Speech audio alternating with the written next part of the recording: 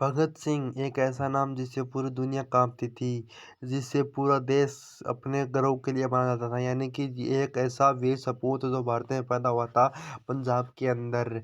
यानी कि इससे 1900 लगभग 25 से लेकर 1933 तक, सॉरी 1930 तक उन्होंने एक ऐसी अपने अंदर लोहा बनवा लिया था, जिसके कारण पूरी दुनिया इसे सलाम ठोकती थी। क्यों ठोकती थी?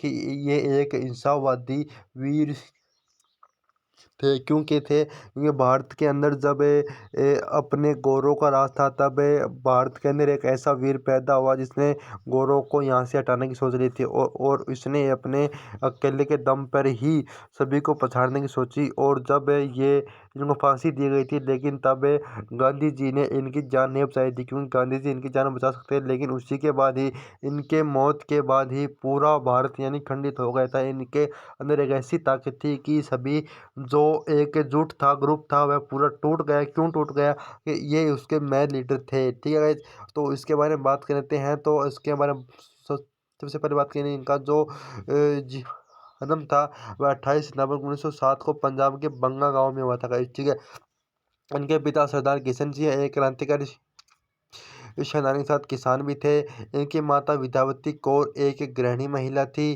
कम उम्र में ही भगत सिंह हिंदी, अंग्रेजी और पंजाबी बोलना और पढ़ना सीख गए थे। यानी कि इससे पता हो रहा है कि यह एक यानी कि हिंदी, अंग्रेजी और पंजाबी बोलना सीखे। यानी कि इनका पढ़ाई के अंदर शौक था, यानी कि इनको कैच करने की जो इनकी क्षमता थी वो सबसे ज़्यादा थी। किशोरावस्था में ये यूरोपीय आंदोलन में मार्क्सवादी विचारों से इन्हें प्रभावित किया गया। यानी कि यह लगभग शुरू से ही यानी कि किशोरावस्था है वह लगभग 12 से 19 वर्ष तक होती है। और इन्हीं के बीच इन्हें लगभग स्वतंत्रता के स्पीच सुनाए हुए पढ़ाए जाते थे। इसकी वजह से उनकी सोच से बदली, और उन्होंने भारत को उन्नति के रास्ते पर ले जाने के लिए आंदोलन पे आंदोलन शुरू कर दिए, और भारत को स्वतंत्र कराने के लिए इंसान को अपना रास्ता अपनाया। और उसी के साथ ही इनके जो आगे की जो अपनी ज़िंदगी है वह गुजरी। इसके बाद आज़ाद का जुनून होना स्वाभाविक था। यह स्वतंत्रता सेनानियों के फैमिली से जो थे। भगत सिंह ने 12 वर्ष की आयु में हुए जलियांवाला बाग ने इन्हें कमजोर कर दिया था। यानी कि जो जनरल डायर थे, उन्होंने अमृतसर में लगभग 1500 आदमियों को एक साथ गोली मरवा दी थी। उसे के अंदर जो उसे जलियांवाला बाग हत्याकांड के कारण ही इनके अंदर देश को उन्नति के रास्ते पर लाने की इच्छा हुई। ठीक है, अगला है अपनी पढ़ाई छोड़कर भगत सिंह ने 1926 में नौजवान भारत सभा का गठन किया। यानी कि लगभग 19-20 साल की उम्र में ही उन्होंने अपनी ही एक सभा गठन कर दी, जिसका नाम नौजवान भारत सभा है।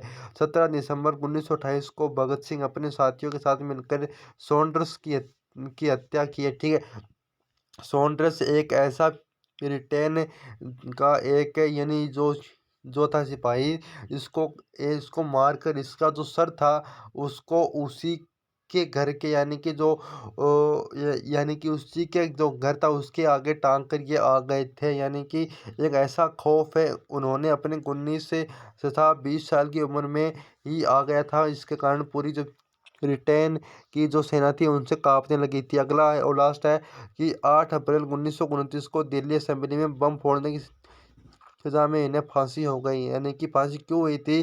कि उन्होंने यानी कि जो ब्रिटेन के मोस्ट यानी कि जो नेता थे उन्हें ये एक साथ मारना चाहते थे, और उनकी जो दिल्ली के अंदर एक ये मीटिंग थी उसी के अंदर उन्होंने एक दो बम को फोड़ दिया। उसी की वजह से उनके ही मौत उन्हीं के ही साथी की वजह से हो गई। ये बम फोड़े तो गए, लेकिन वह जो अधिकारी थे वह नहीं मरे। क्यों नहीं मरे? कि इसकी जो जानकारी थी वह अपने भारतीय ने ही किसी ब्रिटिश के अपने अधिकारी को दे दी थी। उसके वजह से इनका पता उनको लग गया, और वह उस मीटिंग में गए ही नहीं।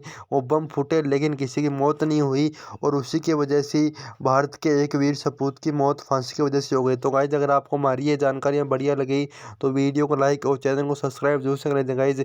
और हाँ, अगर आप चैनल में पहली बार आए हैं तो चैनल यहाँ से सब्सक्राइब और वीडियो को शेयर ज़रूर करिए गाइस। धन्यवाद।